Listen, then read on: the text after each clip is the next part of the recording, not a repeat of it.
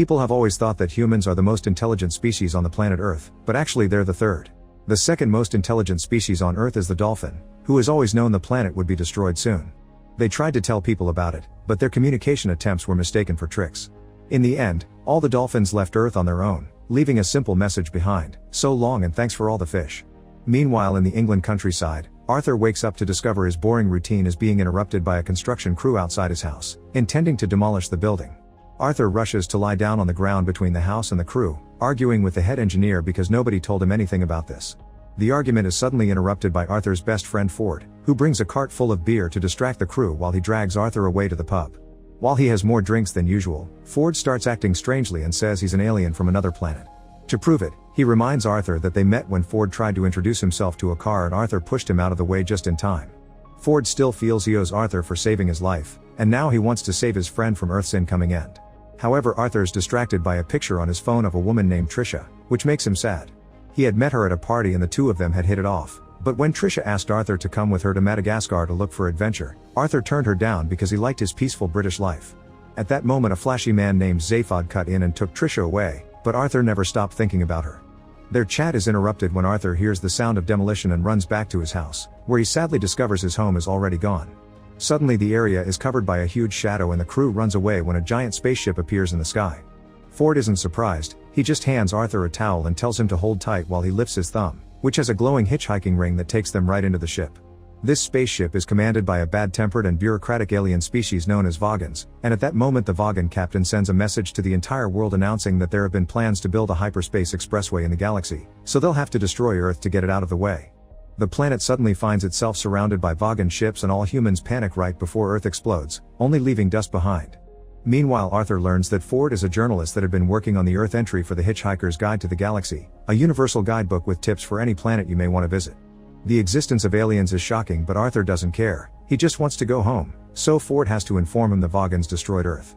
While Ford tries to find a hole in the wall to send a new signal with his ring, Arthur reads about Vogons on the guide, learning they're the most unpleasant species in the universe and that their poetry is a form of torture. Suddenly the Vogons see both men on the security cameras and immediately send a warning through the speaker, but Arthur can't understand what they're saying. Ford inserts a little fish in his ear and explains it's the Babel fish, a little alien that will translate everything you hear into words you can understand. A bunch of Vogons show up and capture Arthur and Ford to tie them up for the captain, who proceeds to read poetry to them. Ford squirms in pain, but Arthur doesn't get what the big deal is, although to be fair he can't even understand the poem. When the captain asks for their opinion, Arthur lies and says it was great, offering a full analysis of the emotional impact. However, the captain takes it as an insult and orders that the duo shall get thrown out.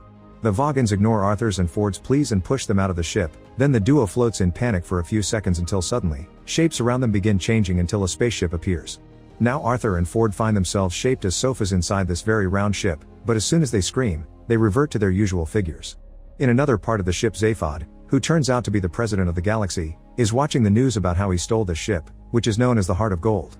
At that moment Trisha interrupts him to announce the system has detected hitchhikers, which the ship picked up by mistake when they used the improbability drive. Zaphod is worried that they may be with the Galaxy Police Force and gets his gun, but Trisha decides to be cautious and sends a robot instead. This robot turns out to be Marvin, who lives in a constant depressed state and can only say negative things about a situation.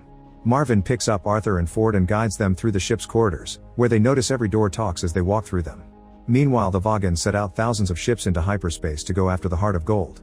When Malvine takes the duo to the president, Zaphod's first instinct is to try to shoot them, but he immediately recognizes Ford and the two of them hug because they're distant relatives.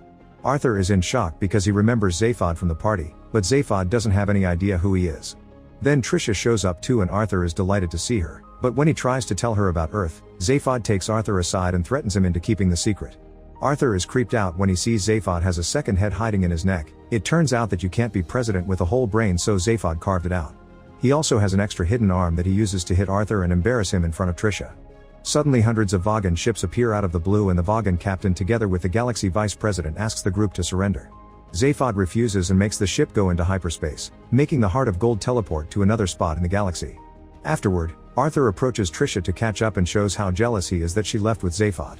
Trisha reveals she's changed her name and shows Arthur all the cool gadgets the ship has, like a machine that reads your mind and makes whatever you're craving. She's always wanted adventure and to leave their little town, so she isn't sorry that she chose Zaphod over Arthur. When she looks for some medicine for Arthur's wound in her bag, two mice come out of it and flee the kitchen. Then Zaphod shows the group a video to explain why he stole the heart of gold. Many years ago, a supercomputer named Deep Thought was built in order to answer the ultimate question of life, the universe, and everything. It took 7 million years for Deep Thought to come up with the answer, which was 42. Nobody understood what it meant, and Deep Thought explained it only knew the answer, so they had to make a better computer to get the ultimate question. Zaphod wants to find the ultimate question for fame, and for that he needs to go to planet Magrathea, which can only be reached with the Heart of Gold's improbability drive through trial and error. The improbability drive teleports the ship to a random location in the cosmos, and this sometimes causes weird shape-shifting effects on the passengers that go away after a few seconds. This time when Zaphod activates it, the crew transforms into knitted figurines. This distracts Arthur and gives the mice the chance to pluck some hair from his head. After they return to normal, they discover they've arrived at Vilvotal V, home of Zaphod's political rival. Zaphod wants to pay him a visit, so they land the ship and meet the Jatravarted people, who believe the universe was sneezed out of the nose of a being called the Great Green Arkle Seizure. The group interrupts a ceremony praying for the coming of the Great White Handkerchief, and Zaphod meets with his rival Humma to ask him for the coordinates to Magrathea. Humma is still angry that Zaphod won the election, but accepts to give him the coordinates if Zaphod brings back from Magrathea a legendary gun. Zaphod accepts, and to make sure he comes back, Humma takes one of his heads.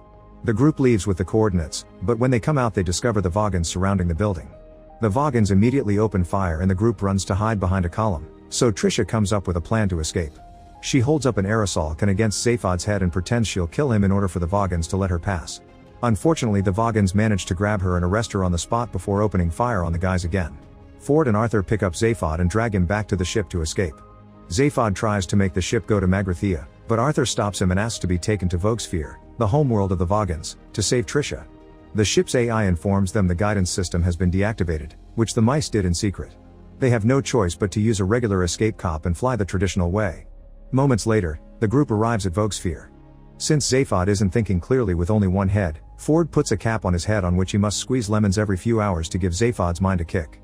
Then the men begin making their way to Vogon prison, only to encounter swatters on the ground that hit them every time they take a step. No matter what they try, they can't stop them, thus the trio runs through the swatters to reach the building in absolute pain. In the meantime, Trisha is interrogated by the Vogons and she finally learns that Earth was destroyed. When she wonders how that could have happened, she discovers Zaphod signed the paperwork without even reading it because he thought he was signing an autograph. As punishment for kidnapping the president, it's decided that Trisha will be fed to the ravenous bugbladder beast of Trawl. At the front desk, the Vogons put the trio through lots of bureaucratic drivel and constantly ask for more paperwork. When they're finally done, the Vogon realizes they're trying to bail out Trisha and explains she's not eligible because kidnapping the president is too serious. Arthur and Ford make Zaphod tell them it was all a misunderstanding, and now they have to fill the paperwork all over again using presidential forms.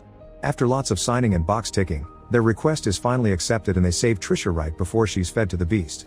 However, Trisha isn't happy to see them and slaps Zaphod for destroying Earth. She's also angry with Arthur for lying to her. The group takes the pod back to the Heart of Gold, and while Trisha is taking a shower, Arthur approaches her to apologize and to point out that if he had said yes to Madagascar, then they would have exploded with Earth. Then Zaphod uses the coordinates to make the improbability drive take them to Magrathea, which puts them through a bunch of funny shapes again. When they come closer to the planet, they receive a pre-recorded message saying the planet has been temporarily closed. Zaphod ignores it and tries to land the ship anyway, causing another message to inform them 2 missiles have been sent to destroy their ship. The AI hands Zaphod manual controls to dodge the missiles, which makes the entire ship shake like crazy. Using the improbability drive like this is dangerous, but Arthur decides to press the button anyway. After a short moment of turbulence, they discover they're in the same place, and the drive affected the missiles instead. One became a bowl of petunias and the other transformed into a whale that has an existential crisis before it falls on the planet. Now the group can land and explore Magrathea safely, and they encounter a bunch of different portals. An argument ensues on which one they should take, and Arthur is still too afraid of the dangers of the unknown. Trisha ignores the guys and jumps into a random portal, so Ford and Zaphod quickly follow her. Arthur keeps on hesitating, and by the time he finally makes up his mind, the portal is already closed. Arthur sits with Marvin without knowing what to do and is found by a man known as Slarty Bartfast, who tells Arthur that his friends are safe before taking him away into another portal, leaving Marvin behind. They show up in a room filled with miniature worlds as Slarty Bartfast explains his job consists of designing and creating planets, and it was his company that created Earth, but the demolition had been an accidental mix-up. Then Slarty Bartfast takes Arthur to the planet factory and reveals they are finishing a copy of Earth they had in the system backup. Meanwhile, Zaphod, Trisha, and Ford finally reach Deep Thought, only to find the computer watching TV. They ask about the ultimate question, but Deep Thought is bad news. The computer that had the question had been on Earth, meaning it's destroyed. The trio is disappointed but also remembers the other half of the mission and goes looking for the gun, finding it inside the computer. This is the point of view gun, which makes a person momentarily see things from the perspective of the shooter. It was created by housewives that wanted their husbands to listen to them, therefore women are immune. Trisha immediately shoots Zaphod with it to make him understand why she's angry, but hearing him speak her own thoughts makes Trisha realize that she's upset because she's discovered life is meaningless and that she's been jumping from guy to guy to fill the hole in her heart, yet she ignored the one guy that could truly understand her. Suddenly a door opens behind them and they see a couple of mice before a light blinds them. Back to Arthur, he hears the story of Earth being a commission paid by mice, who are the most intelligent species on the planet. All this time, mice had been experimenting on humans while letting them believe they were the ones experimenting on the mice. Then Slarty Bartfast takes Arthur to a replica of his home, and Arthur happily runs inside only to find Ford, Trisha, and Zaphod at the breakfast table. There are also 2 talking mice that say they've been observing humans to find life's ultimate question and that they'll need Arthur's actual brain to finish the experiment. Suddenly Arthur is restrained on his chair and 2 small saws appear to start the procedure while his friends fall asleep because of something that the mice put in the food. Trying to distract the mice, Arthur begins making philosophical questions, but soon he's unconsciously talking about his own feelings and how much fun he's had the past week compared to his entire previous life. He also talks about Trisha, but since the mice don't care about love they proceed with the saws. At that moment Arthur manages to break the restraints and smashes the mice with a bowl, discovering that their actual identity is the 2 aliens that created Deep Thought.